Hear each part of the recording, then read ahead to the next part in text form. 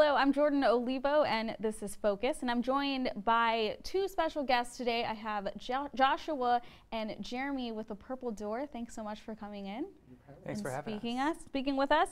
So before we kind of dive right into all the Purple Door has to offer, can you explain a little bit, or first let's kind of explain your roles at the Purple Door. So I am the senior community educator. So I work with the prevention and education department within our team. So our goal is to educate the public and create a sense of prevention when it comes to our focus, which is ending domestic violence and sexual assault. We hope to stop it before it starts. And we can do that through education. So we educate the community, we educate the schools, the student bodies, the professionals. We love working with professionals. And we can do all that for free. So if any schools or organizations are interested, we'd be more than happy to help them in any capacity. Right. So the primary focus of the Purple Door is domestic violence, how to stop it, how to prevent it, things like that, right? Yes, our vision is ending domestic violence and sexual assault in the 12-county area that we serve. All right, and Joshua, you are the resource assistant, I see, right? Yes, so I work kind of more behind the scenes in an administrative capacity. I direct the volunteer program. I also work with some events and fundraising to make sure that we can keep providing all the services that we provide at no cost to the survivors and their families. So it's a really rewarding role to be able to work behind the scenes to help make sure everything works well together. Right, and without that, you know, it kind of wouldn't run smoothly, right? Well, the big question that I have, I know y'all were the women's shelter of South Texas for like the last 40 years, right? So in January, the name changed, the Purple Door. What was kind of the purpose or the motive behind that? So the name change had been planned for a few years.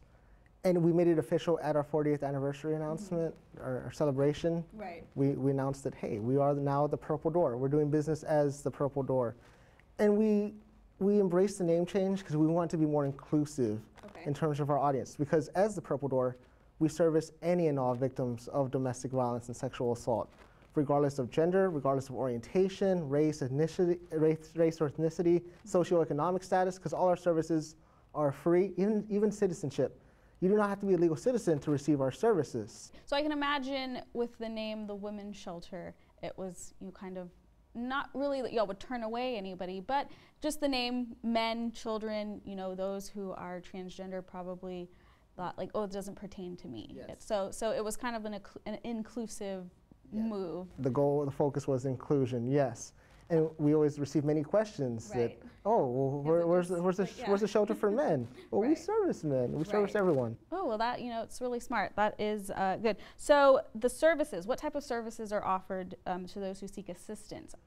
Many individuals assume that we were just a shelter. Right. We do have a shelter. It's 24 hours, 7 days a week, 365 days a year.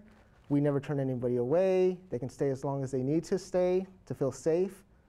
But we offer more than a shelter. We have a 24-hour, 7 days a week, 365 days a year hotline. We have counseling services. We have support groups. We have sexual assault services. We have court accompaniment. We have criminal justice advocacy. We have many different ways in which we can help individuals who are affected by domestic violence or sexual assault. Right. And they do not have to be directly affected. They could have seen it in their lives. They could have seen it growing up. They may have known a family member or a friend that was close to them, and that may have affected them. And they can receive our services. They don't have to stay at the shelter to receive our services.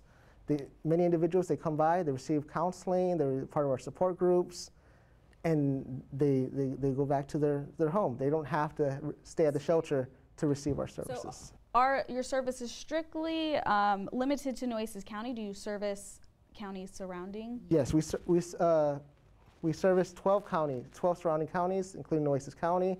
We are based out of Corpus Christi. Right. But we have outreach offices in Kingsville, in Beeville, in Sinton, and in Alice.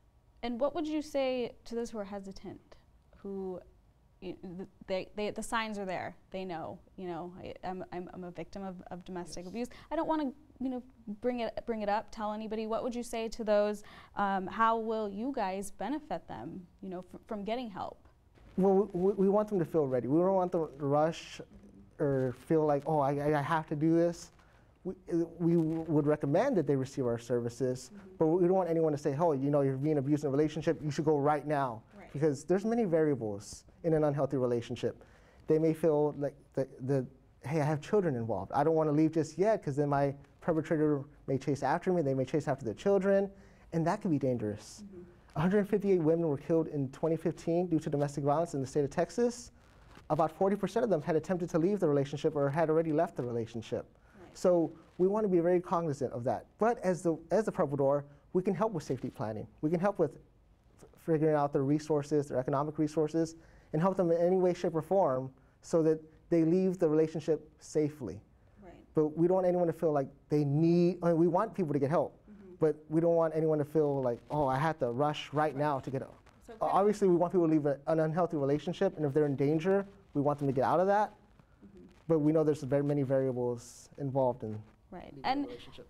So there's ways to give back to the Purple Door. I mean, you wouldn't be able to offer all these things without support from the community, donations, things like that. How are people able to give back? How can we help anyone who's watching kind of do our part to help with the organization? Sure, there are a lot of ways to get involved.